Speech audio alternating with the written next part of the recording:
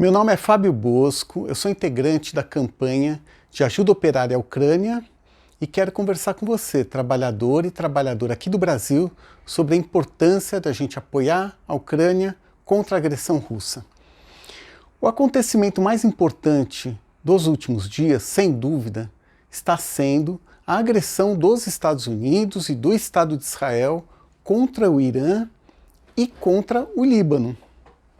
E é importante a gente ver o que isso influencia na luta do povo ucraniano contra a agressão russa. Essa agressão americana e israelense já dura 12 dias. Nesses 12 dias, o Irã já foi vítima de cerca de 15 mil bombardeios. Os alvos foram tanto militares como civis, né? Como é o caso, logo no primeiro dia, de uma escola primária feminina que foi bombardeada com um míssil Tomahawk dos Estados Unidos, lançada pelos Estados Unidos. Nessa ocasião, morreram 175 pessoas, a imensa maioria eram meninas de 7 a 12 anos de idade. O presidente Trump, é claro, falou que quem jogou esse míssil Tomahawk havia sido o Irã, né? Porque todos esses líderes de países imperialistas, eles fazem igual, né? Eles cometem um crime e acusam o outro, né? Assim como faz o próprio Putin contra a Ucrânia. Mas o jornal The New York Times hoje, ele esclareceu que de fato foi um lançamento dos Estados Unidos por engano. O Irã, ele contra-atacou, atingindo alvos estadunidenses, israelenses e também vários países árabes que têm bases dos Estados Unidos.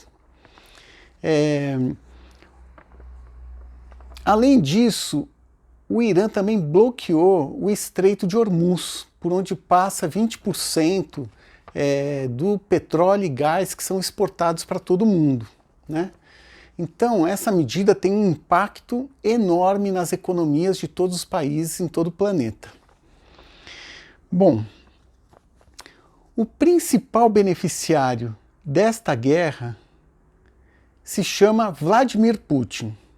E ele está sendo beneficiado porque o Trump, ele decidiu suspender as sanções sobre exportação de petróleo russo, sanções tomadas contra a Índia. Então o que vai acontecer a partir de agora? A Rússia vai poder exportar petróleo e gás, ou seja, vai ampliar suas exportações e a preços muito mais altos. E para o Putin isso é uma coisa muito importante, porque os 4 anos de esforço militar por conta da agressão à Ucrânia já estava levando a economia russa, né, que é uma economia de guerra, a chegar aos seus limites. Então agora ela vai ganhar um fôlego com todo esse dinheiro que o Putin vai ganhar. Além disso, um outro problema para a Ucrânia é o seguinte: a Ucrânia recebe um armamento insuficiente, mas recebe dos países europeus, que boa parte disso é comprada dos Estados Unidos. E agora, como tem uma guerra contra o Irã, com certeza o Trump vai aproveitar isso para reduzir essa entrega de material bélico, que em última instância é usado pelos ucranianos para poder se defender da agressão russa. O Zelensky, ele entrou em cena oferecendo o know-how que a Ucrânia desenvolveu para se proteger de ataques dos drones iranianos Shahed. Eu acho que o Zelensky cometeu um erro. E por que ele cometeu um erro? Porque ele se meteu numa guerra do lado do campo do agressor, dos Estados Unidos, que está agredindo o Irã totalmente contra o direito internacional. E tenho certeza, não faltarão acusações contra o governo ucraniano de hipocrisia. Ou seja, que quando o ataque imperialista é contra a Ucrânia está contra. Mas contra o ataque imperialista é contra o Irã, aí a Ucrânia vai lá e dá uma força. Mas deixa eu falar uma coisa bem legal que aconteceu nesse final de semana, e que isso que me motivou a gravar esse vídeo de hoje. No domingo, cerca de 2.500 mulheres ucranianas fizeram uma manifestação em Kiev por conta do Dia Internacional da Mulher. Elas levantaram reivindicações muito importantes.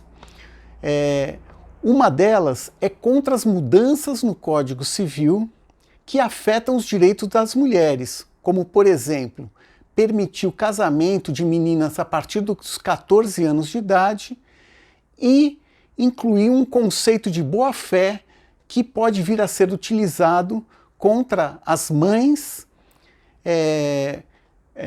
por ocasião de disputa sobre guarda dos filhos.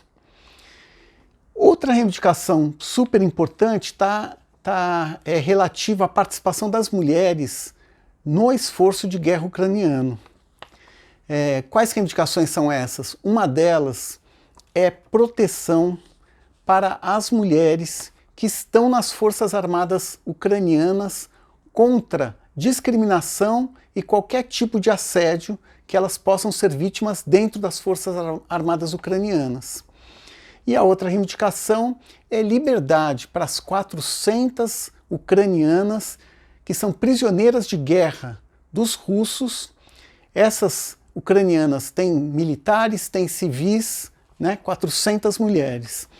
Então, essas são algumas das reivindicações que foram tratadas nessa manifestação.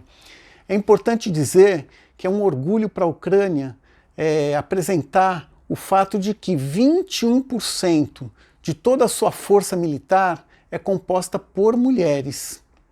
Então, além do trabalho na retaguarda, as mulheres também estão indo para a linha de frente para ajudar a Ucrânia a se defender dessa agressão russa.